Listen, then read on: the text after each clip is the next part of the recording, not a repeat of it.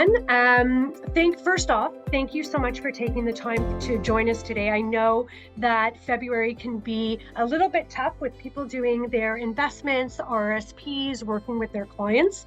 So we do appreciate the time that you're donating today to join us for this webinar. Quick introduction. My name is Marnie Hefner. I'm the Director of Business Development here at IDC Win Workplace Solutions. Part of what our quest is to give our advisors and their clients the tools and resources needed from all points of view, all types of products, concepts, ideas, what's going on in the marketplace, and healthcare spending accounts, wellness accounts, flexible accounts. Those are all ones that are on top of a lot of employees' minds. So what we decided to do today was to bring in the expert, and I'm very pleased to introduce Allison Gigliotti from My HSA. She is the director of growth, if I'm not mistaken, and she's going to be here to talk to you all about My HSA, how to use it for employees, how to use it for executives, top-ups, things like that. She's going to get down deep into that for you. I'm going to be backstage. I'm going to monitor the chat for her. If you have any questions, you can either do it in the Q&A or in the chat box. If we've got time, we will come back and we'll address them all. But with that, I'm going to pass it over to Allison and let you start with your presentation. Thanks, Marnie. Yeah, I'm happy to be here today. Thanks to IDC for asking us to share a little bit more with advisors about My HSA. And specifically, we're going to be talking about sort of a unique concept in pairing spending account with insurance today. And so we will kind of flip the script from the traditional of having insurance as the core with an HSA as the top up. In this situation today that we're going to be looking at, it's going to be having an HSA as the core and pairing it with insurance to sort of protect the employer from catastrophic events. So my title today, no more quotes, no more renewals. There is no quoting necessary with the health spending account because essentially what you're giving out to the employees is what they're going to have to spend. So the costs are going to be known, and the renewals, we're going to cover that, what it looks like with a health spending account. So I hope this will make your life easier. My HSA, I do recognize some names that are on the participant list or that are joining us here today. So I think some of you will already be quite familiar with us, but we have been in the space since 2013. I joined My HSA back in 2016, sort of the first employee at My HSA. And the longest standing employee, I guess, now. I've worked with so many advisors on implementing health spending accounts, whether it's in conjunction with insurance, whether it's a standalone benefit, or when we're looking at more complex situations where we're involving flex plans and wellness benefits and creating a really custom solution. So I just want to touch on that really, when you have any sort of unique needs for a health spending account or any spending account of that matter, you can reach out to us, and we're definitely happy to work with you to make sure it works for your client. So we're now serving over 150,000 employees across Canada. Over 5,000 advisors are signed on with My HSA to sell our products. And so I think that we definitely have grown a ton since I joined the company back in 2016. So first of all, we're just going to address sort of what are the challenges out there currently impacting your client's benefit plan. So obviously inflation has been a big topic in recent years. That is the dollars just don't go as far anymore, right? And when we look at existing plans, they're a lot more expensive. Coverage for, a massage as an example, those costs have increased. So all of those costs get turn back onto the employee when they're trying to use their benefit plan, and in turn onto the employer, making those costs just unreasonable and difficult to keep up with. Also, the administrative burden is really tricky when it comes to some of these plans. You have a certain timeline where, you have to have the client set up. They have a certain time where they actually have to log in and add their employees. And it can be something where you are needing a dedicated person at the company to actually run the benefit plan and administer and onboard the employees in a timely fashion. A lot of small employers just don't have the bandwidth or the need yet for an HR department specifically. So sometimes that task is just added onto someone else's plate, which makes it a little bit tricky when it is time consuming. So another one is renewals. When you're coming up to a renewal for a benefit plan, specifically an insured benefit plan, those can be volatile, right? We can see some pretty big increases at the benefits renewal that can maybe even make it not sustainable anymore for an employer. So it's fine to say, yeah, we're going to offer you this great drug coverage, and then someone goes on the policy and requires that high drug, but then we're no longer able to actually afford the plan. We're getting into a bit of a liability situation at that point for the employer, where it's just no longer going to be something that they can cover. It's no longer feasible, right? The limited options in the marketplace. So when we have a smaller employer, they don't generally have that, economy of scale. They don't have the numbers to access these very strategic and very custom tailored plans. It's more so, you go to this certain provider for this type of product, and that's what you get because you're a smaller employer. You don't have a lot of bargaining power. Instead, a spending account is going to offer them a lot more flexibility, and we'll talk about that in a second here, but it's just going to open up some doors for companies with less than 20 employees. They're just going to have a lot more access to creating something that works for them. Retention and recruitment, obviously, that's on everyone's mind. It's really hard right now to keep employees, to keep them happy, to even just to get them to come in for an interview in the first place. A lot of times in these conversations that we're having lately, we're finding out that employees are actually really looking at the benefit plan as sort of a representation of what the employer's values are. They're looking to see what they cover and see if that aligns with my needs as the employee. So that is something that we're seeing more of in our space. Employees taking a deep dive beforehand before they even take a position as to where are the values of this organization, and do they care about me? Do they care about my peers? And what does that actually look like? So that is also something currently impacting their plans. Now, I want to make note that insurance is not the only option. Here you do have another solution to address some of these concerns. So the HSA provides an employer a way to reimburse for the health, dental, medical expenses. All of the items covered by the medical expense tax credit by the CRA are also covered under a health spending account. So it's going to give the employee a lot of flexibility to decide what types of services that they want to use their dollars toward each year. So the big difference between using insurance versus self-insurance is self-insurance is going to cover things that don't have that high dollar, severe financial consequence tied to them. Things that maybe you could set funds aside, and throughout the year, you're putting funds aside because you can fund those expenses yourself.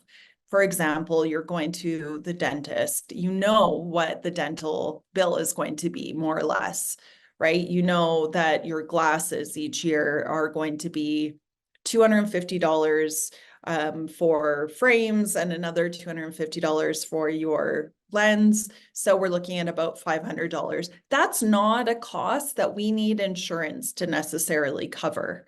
We know beforehand that it's more of a transactional cost, and therefore we can cover it inside of a health spending account. These costs generally, they just don't have the likelihood of being catastrophic in nature. So when we look at implementing a health spending account, the employer is going to know the total potential cost right from the onset. So employees are given a limit, and once that has been exhausted, they have to wait until the annual reset or renewal for additional funds to be deposited into their spending account. So this means that there's no renewal increases. I'm not going to see if my employee uses every dollar. Great, I have 100% utilization. I know that next year it just resets to $1,000. My fees are not going to increase.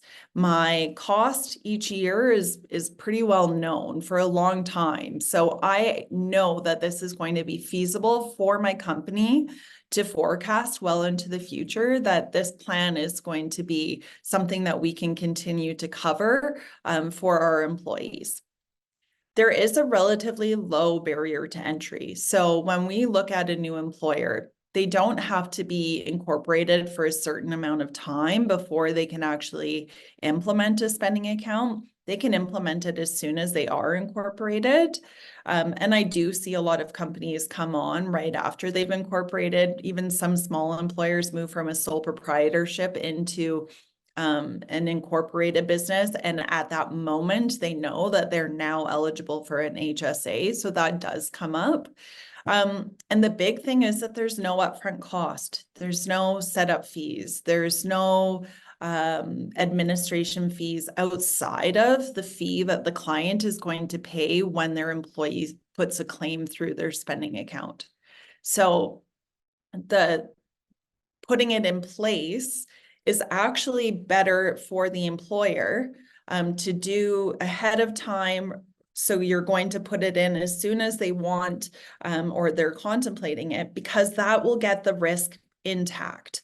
And the CRA is looking for an element of risk to be present in these plans because it's treated like a plan of insurance.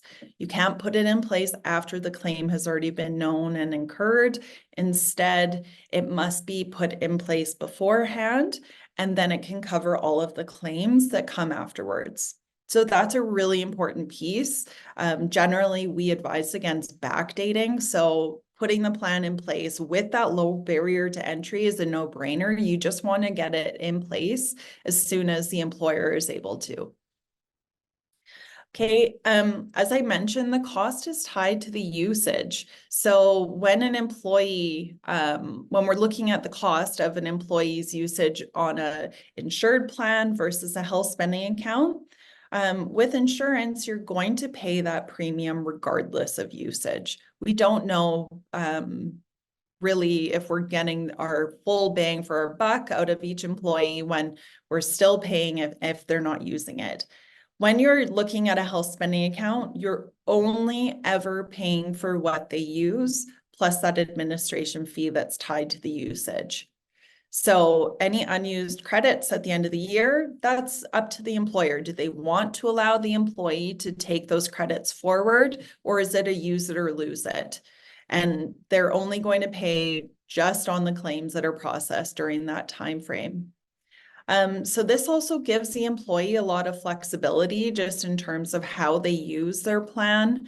The employee can, if they do have a credit carryover available, they can decide to maybe save up and use it next year for a large cost that they are expecting, orthodontics, LASIK eye surgery, something along those lines where they do need to save up that balance. So that is also something that the employee kind of has control over now, that they're the ones who are actually deciding what to do with those dollars. So from the employer and the advisor perspective, it is more than just choosing a limit. Okay, we're using this plan now as a strategic element that the employer can actually retain and recruit with. And they're able to do this through classing of their employees. So they can be very specific. They can say, okay, this role, let's just use a dental office just as an example. So it could be the dentist class, the dental hygienist class, the dental assistant, and then we have front end or reception. Those may be some classes that you would put in place. Each one of those classes could have a different balance for their annual limit, or you may have, just dentist and then all other employees. It really depends on what the goals of the plan are for the employer and how they want to incentivize their employees.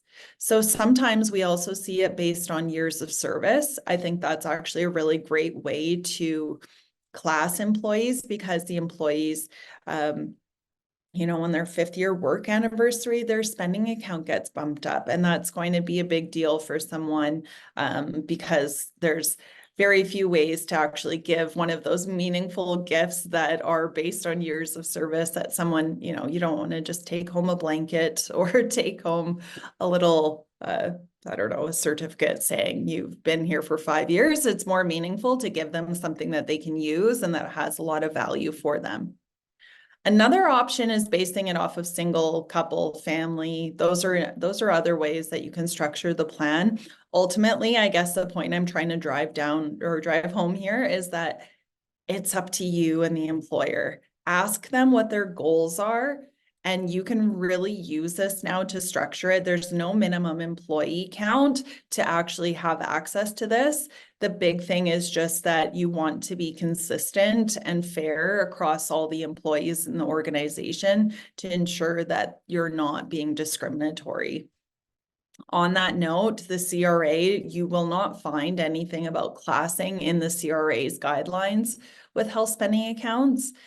So this is really just kind of in keeping with your what you know from insurance, with anti-selection and discrimination. Just kind of apply those rules here. And I think that would be a really safe way to design a plan where you're not going to get into any sort of issues with the employer HR department.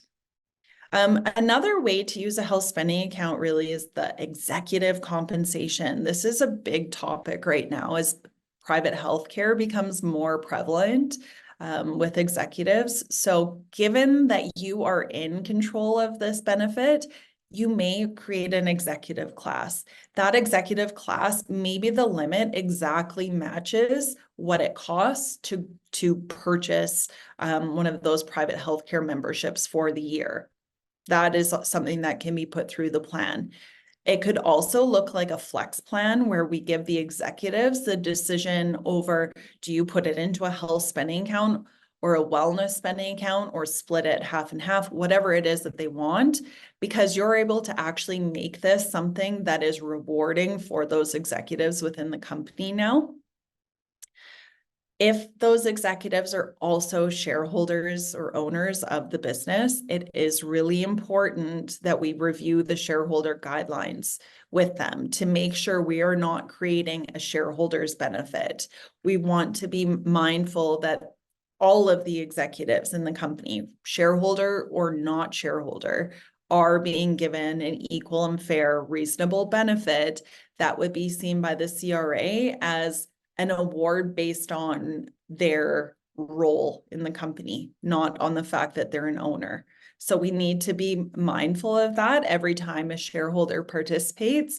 They're not being differentiated based on that fact alone. It has to be based on their role as an employee within the organization.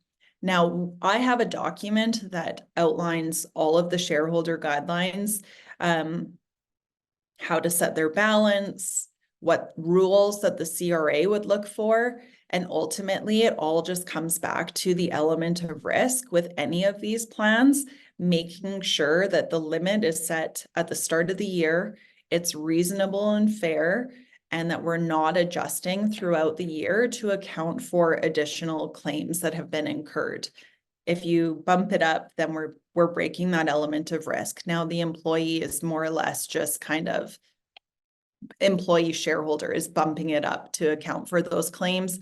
Now we're just kind of using it like a bank account rather than an insurance plan, like its intended use from the CRA. The elephant in the room. So HSAs have limits, right? So when you have a limit, it's both reassuring and scary when someone incurs a big cost, like a catastrophic injury, they get in an accident, they are sick, or they have a high drug cost. A health spending account is obviously not going to cover those expenses when, say, the limit is set at $1,000 or $2,000. It's not going to cover some of the big costs that the employee may have. So how do we protect the employer from those situations? My HSA offers some insurance products that you can pair with the HSA to really make it a well-rounded benefit plan. So we offer some guaranteed issue products through Wawanesa Life. This is to provide a safety net against major medical expenses for unforeseen events that occur so that the employer and the employee do not go through significant financial hardship when something like this comes up.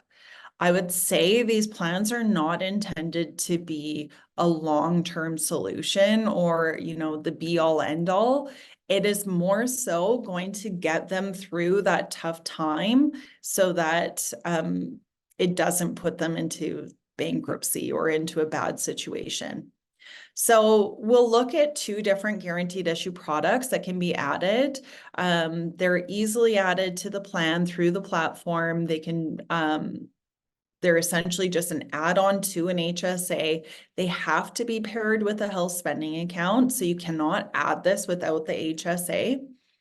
And it's not a drug stop loss. I want to be clear that when we are talking about the catastrophic, it's not a drug stop loss for employees that are coming onto the plan already on a high-cost drug. Catastrophic in and of itself means that it has to be something that occurs while the plan is in place that kicks in this coverage. Okay, so also I just want to preface this with, I am not a licensed advisor. I am happy to give you this overview of these products, but ultimately, if you would like to take a deeper dive into any of these definitions, what conditions are covered, I would be happy to send you a copy of the policy. We also offer summaries for marketing purposes that you can use with your clients and having those conversations. But I'm happy to share those policies with you. Or if you're already on the My HSA system, you will find them in the marketing tab under the add-on section. Okay, so the first solution is the basic policy. This is the My HSA travel and catastrophic. So this policy includes travel insurance. So for out of country from $1, you have trips up to 60 days, 2 million in coverage, and this covers anyone who's less than 65 years old. So as soon as you turn 65 on your birthday, the coverage is removed. And the system has logic built in to recognize when that occurs, and an email will be sent to let you know when that has happened. Okay, there's no pre-X on groups of less than 5. And then also this policy includes the catastrophic coverage. So this is the piece that is really important. Travel is kind of the one that's a little bit more, I don't know, it draws people in, but really what we want you to see here is the catastrophic coverage, because this is going to be what carries you through those catastrophic incidents, injury, illness, drugs. So there is a deductible of $2,500 per person per calendar year. It's going to give them up to $250,000 per lifetime. Within that, each year they have $125,000 to put toward that incident.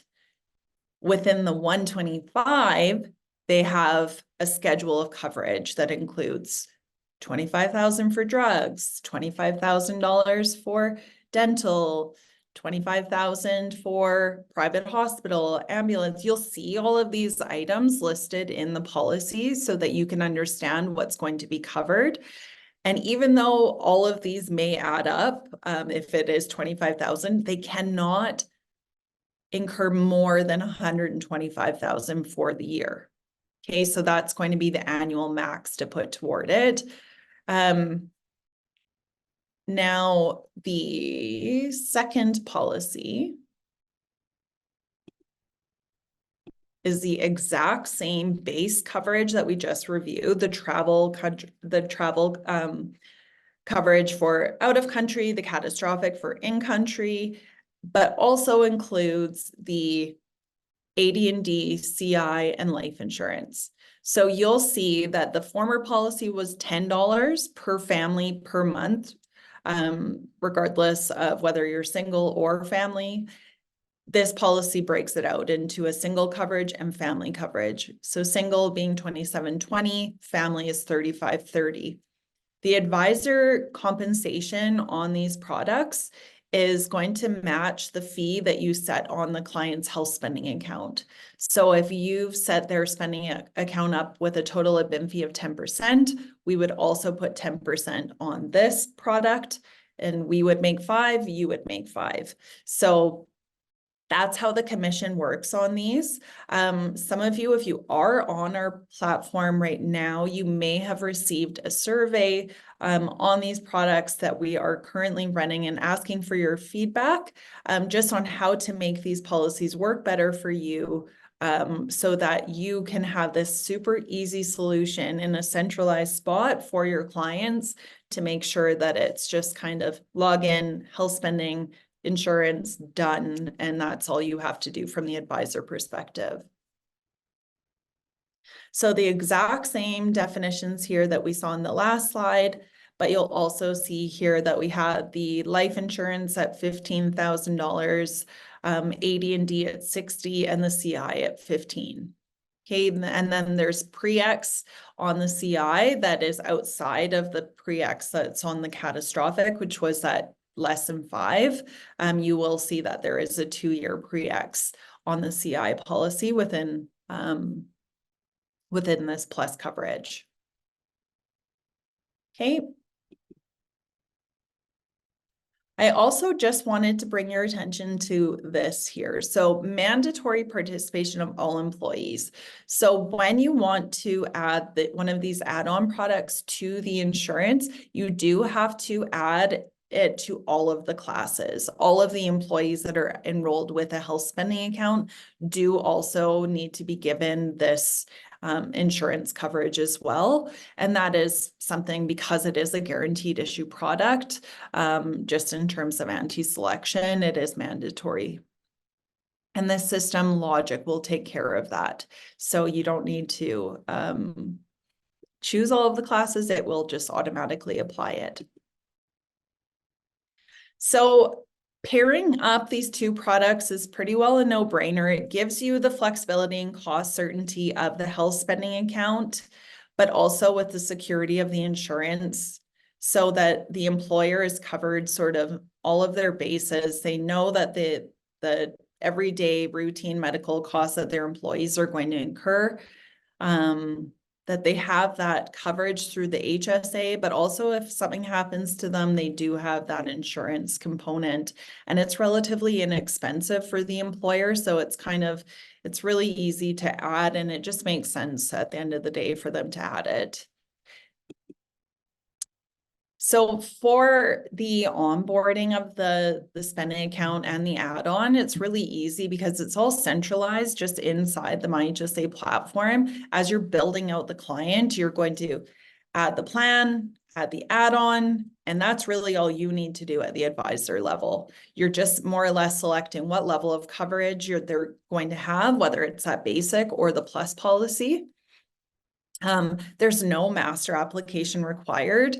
We do have forms that you can use as collection tools, but that is all they are. If you don't need to use those, if you already are aware of sort of what you need to cover with the client, you can just go right to the platform and complete the client profile. You also have an advisor microsite that can be used. These clients can enroll themselves right through the microsite. The prerequisite to use that would just be that you would have to make sure your insurance license is populated in your settings, and then that will open up that feature so that you can share your microsite with the client. They can go there to sign up, and they'll have the option to choose a health spending account with the insurance coverage as well. Okay, if that happens ever, you will be notified by email so that it's not a surprise that you've sold an insurance policy without knowing. You will be notified by email saying this client has just enrolled and these are the products that are part of their plan, or maybe they may even just say that they're interested in learning more, in which case that will also be in the email. Okay, no employee applications. It's going to be really simple onboarding for the plan administrator. So they will simply just go about their business with the regular HR paperwork. They are going to just complete first name, last name, date of birth, gender, and email address where the employee lives. And then they're putting them on their class, and it will automatically pop up that when is this employee's eligibility for the insurance coverage. It'll be today or in the future. So that is going to be very seamless and easy for them to onboard new employees. Same with billing, one bill, one spot to go for their invoice for their accounting department. From the employee's perspective, everything is going to be contained within the mobile app. Their health spending account claims will all be made right in the app. And if they need access to their travel card or travel information, maybe they're on holiday and they need to know what the phone number is to call if they have a travel emergency, it's going to be right on their dashboard here. They can click that, and their claim instructions and travel policy, everything that they need is going to be contained right there from their phone. They also have access to live chat right from the app. So sometimes employees come in and they confirm coverage before they go on a trip. That's always something that they can do here. For any catastrophic claims, the instructions are also going to be inside of that tile so that they can contact Wawanesa and make that claim for the catastrophic. So one thing I didn't mention earlier was for that $2,500 deductible for their insurance coverage, they can use their health spending account to cover that. So if that does come up, that is something that they can use. All right, so I think I was talking a mile a minute, and really that kind of encompasses the whole notion of adding a health spending account with travel insurance. And now I think that I will open up the floor to questions. So I was looking at the chat and the Q&A. I think that there was one person who had asked if some of those documents were available. If they are, if you're going to make them available, we'd like to maybe put them on our what we call Win Big. It's where advisors go to get information. So maybe we can coordinate that so that people on the call have a kind of an outlet of places to go. Okay. I wanted to, before we kind of let everybody get back to their day, there was something that I wanted to kind of bring up in that, you know, it used to be, when we do a lot of discovery with our clients and people on the line, if you've worked with IDC Win before, you know that we talk a lot about, knowing your client and doing the discovery. And we are finding that, about maybe 5, 7, 10 years ago, when an employee was looking for the job, they would say, how much am I getting paid? How much vacation time do I have? And do you have a benefit plan? And we're finding now it's how much am I getting paid? How much vacation time do I get? Can I work from home? Do you have a benefit plan? And what kind of benefit plan do you have? And I think that that is such a striking place that we happen to be in, because if employers are not listening to their employees, that employee is going to go to an organization where they are listening. And so if you're not in the know about healthcare spending accounts, about wellness accounts and things like that, then it's doing your client, kind of you yourself and your client a disservice. So just kind of wanted to point that out, because I know you spent some time on that, and I think it's really important. That is kind of the biggest thing that we've seen this year, is that a lot of employers are coming to us asking for things that you never would have heard of before. And it's things that their employees are walking into their office saying, I wish that we had this coverage, and they're listening because they kind of have to. And it's really great actually to see the response. And we have solutions that kind of can cover anything that those employers are looking for. You're able to build it as an advisor. So you may as well have those conversations. It creates, it just opens up the dialogue, I guess, with your client to create a more wholesome plan that can really meet the employees where they're at and match their values. Well, I appreciate that. There was something that popped up, so let me just read it. So this is coming from somebody on the line. When the client has both HSA and guaranteed plan, if he makes a claim on HSA, will the amount count as the deductible for the guaranteed plan? Mm-hmm. Yes. So yes, they can apply their health spending account claims toward their deductible. Perfect. Perfect. Well, everyone, thank you so much for joining us today. Again, we recognize that this is a busy time for a lot of advisors, especially who are doing RSP season and all of that. But Allison, thank you so much for taking the time to spend with us today.